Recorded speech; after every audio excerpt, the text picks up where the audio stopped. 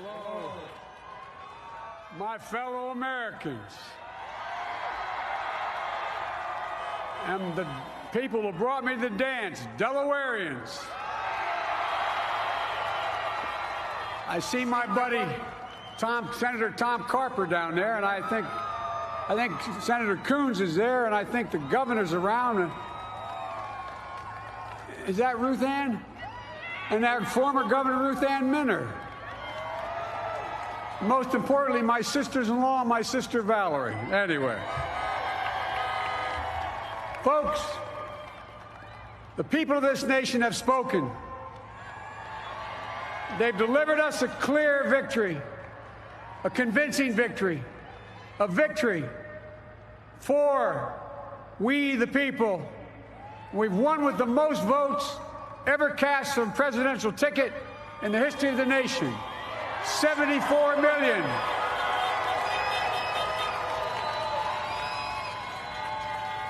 What I must admit has surprised me.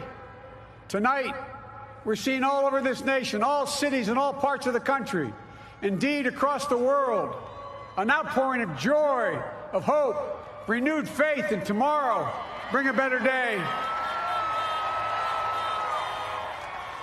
And I'm humbled by the trust and confidence you've placed in me. I pledge to be a president who seeks not to divide, but unify, who doesn't see red states and blue states, only sees the United States, and work with all my heart, with the confidence of the whole people, to win the confidence of all of you.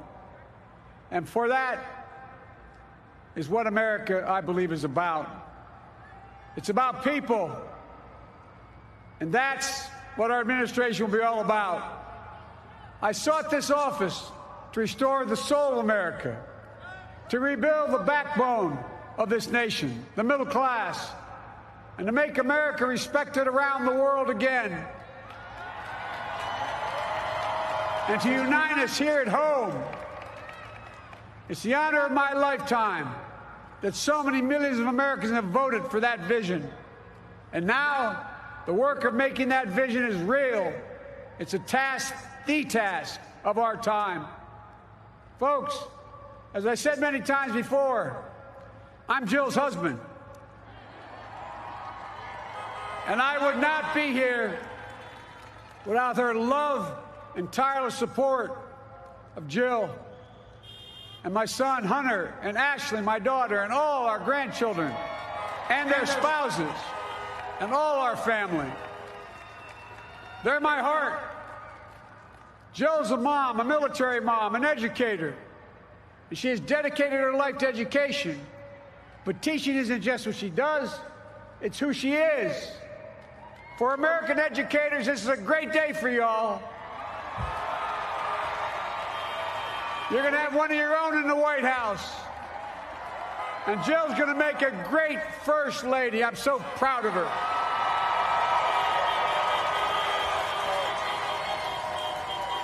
And I'll have the honor of serving with the fantastic Vice President who you just heard from, Kamala Harris,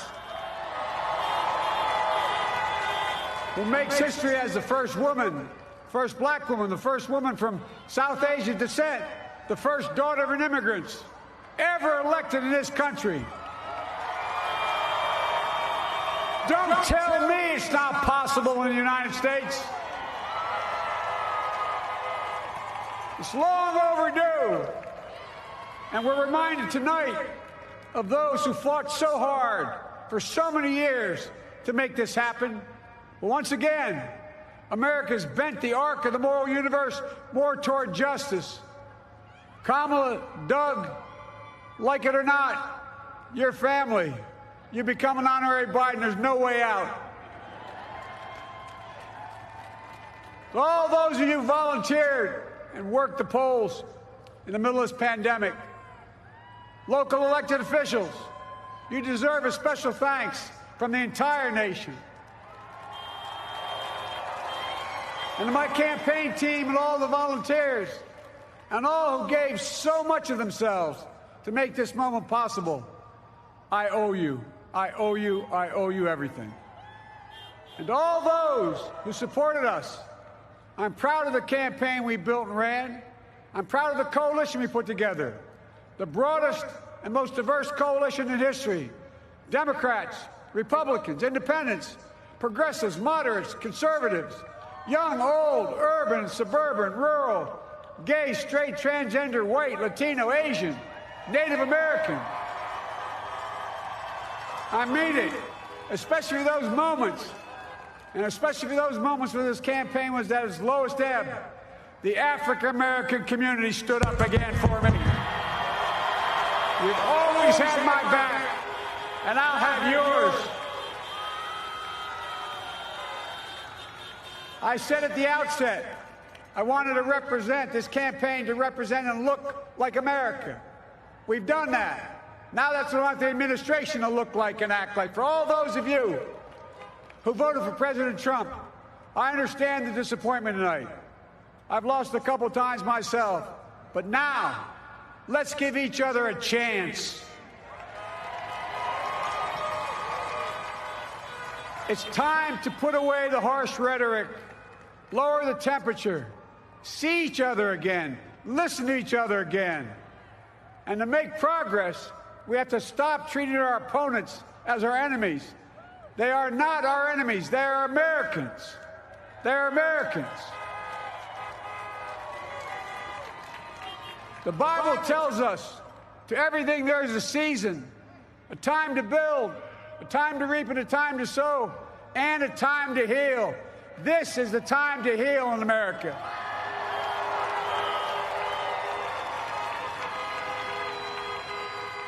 Now this campaign is over. What is the will of the people? What is our mandate? I believe it's this.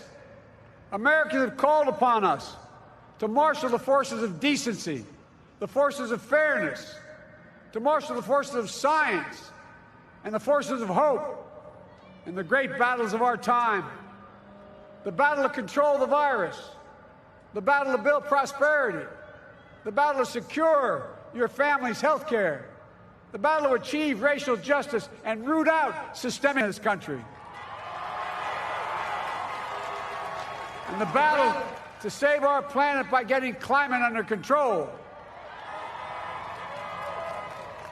the battle to restore decency, defend democracy, and give everybody in this country a fair shot. That's all they're asking for, a fair shot. Folks, our work begins with getting COVID under control.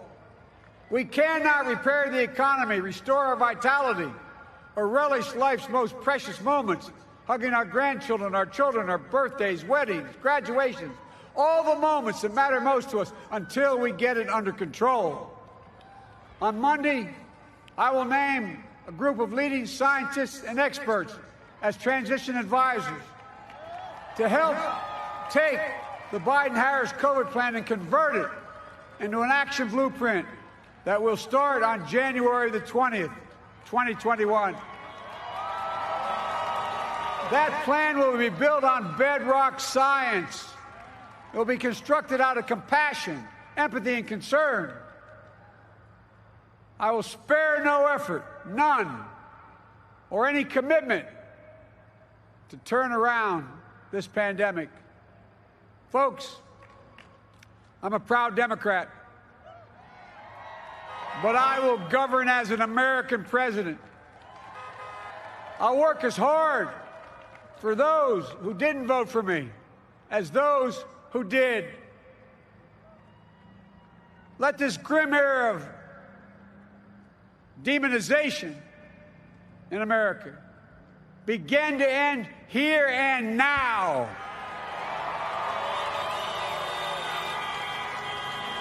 The refusal of Democrats and Republicans to cooperate with one another, it's not some mysterious force beyond our control. It's a decision, a choice we make.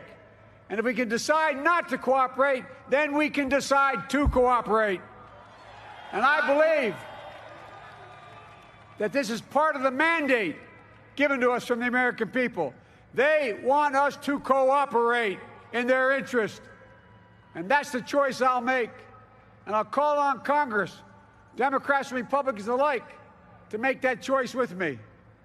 The American story is about slow yet steadily widening the opportunities in America.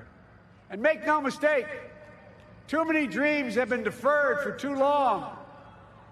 We must make the promises of the country real for everybody, no matter their race, their ethnicity, their faith, their identity, or their disability.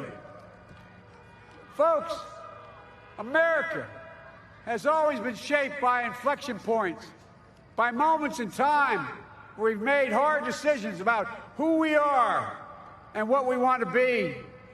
Lincoln in 1860, coming to save the Union. FDR in 1932, promising a beleaguered country a new deal.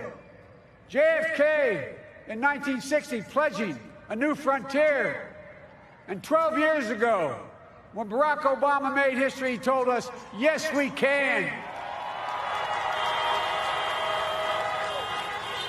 Well, folks, we stand at an inflection point. We have an opportunity to defeat despair, to build a nation of prosperity and purpose. We can do it. I know we can. I've long talked about the battle for the soul of America. We must restore the soul of America. Our nation is shaped by the constant battle between our better angels and our darkest impulses. And what presidents say in this battle matters. It's time for our better angels to prevail. Tonight, the whole world is watching America. And I believe at our best, America is a beacon for the globe. We will lead not only by the example of our power, but by the power of our example. I've always believed, many of you heard me say it, I've always believed we can define America in one word: possibilities. That, in America, everyone should be given an opportunity to go as far as their dreams and God-given ability will take them. You see, I believe in the possibilities of this country. We're always looking ahead to an America that's freer and more just, ahead to an America that creates jobs with dignity and respect, ahead of America that cures diseases like cancer and Alzheimer's, ahead to an America that never leaves anyone behind, ahead of America that never gives up, never gives in. This is a great nation. It's always been a bad bet to bet against America. We're good people. This is the United States of America, and there's never been anything we've been not able to do when we've done it together. Folks, in the last days of the campaign, I began thinking about a hymn that means a lot to me and my family, particularly my deceased son, Bo. It captures the faith that sustains me and which I believe sustains America. And I hope it can provide some comfort and solace to 230,000 Americans who've lost a loved one to this terrible virus this year. My heart goes out to each and every one of you. Hopefully this hymn gives you solace as well. And it goes like this: and he will raise you up on eagle's wings, bear you on the breath of dawn, and make you to shine like the sun, and hold you in the palm of his hand. And now together, on eagle's wings, we embark on the work that God and history have called upon us to do, with full hearts and steady hands, with faith in America and in each other, with love of country, a thirst for justice. Let us be the nation that we know we can be, a nation united, a nation strengthened, a nation healed. The United States of America, ladies and gentlemen, there's never been anything we've tried we've not been able to do. So remember, as our grandpapa used to say when I walked out of his home when I was a kid up in Scranton, he said, "Joey, keep the faith." And our grandmother, when she was alive, she yelled, "No, Joey, spread it. Spread the faith. God love you all. May God bless America, and may God protect our troops." Thank you, thank you, thank you.